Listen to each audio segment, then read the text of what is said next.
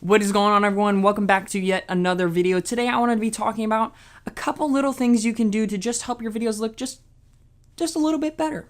Maybe. Or maybe they won't work for you at all. I don't really know. Let's get into it. If you're new here, my name is Jacob Scott, and I make photography and filmmaking videos like this one every single week.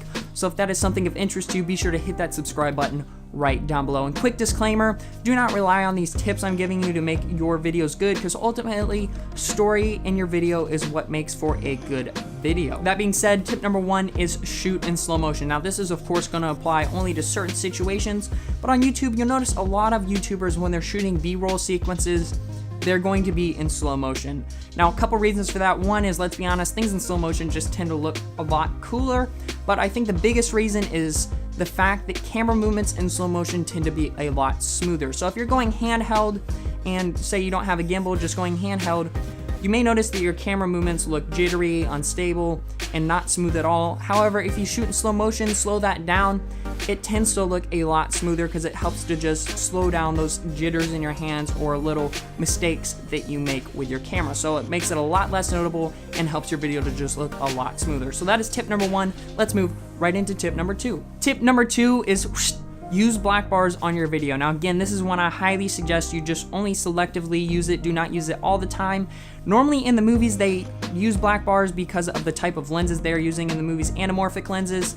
But that being said, most YouTubers are not using anamorphic lenses, so most of the time when you see them doing it on their videos, it's just to make their videos, again, look a little bit more cinematic. So if you want just a little extra sprinkle on top of cinematicness, I don't know if that's a word, use black bars if you want that. But again, selectively use it, don't want to use it all the time. But that's tip number two. Let's move right into tip number three. All right, so the third and final tip is color grade your footage. Now, unlike the previous two tips where I said you don't have to use them or very selectively want to use them, I highly suggest you pretty much color grade your footage all to most of the time.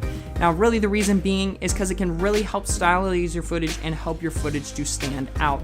You'll notice a lot of people on YouTube will have a really punchy look. Some people have a more laid back, desaturated look. But there is also a lot of color grades that a lot of people use, like the blockbuster look or teal and orange, whatever one you want to call it.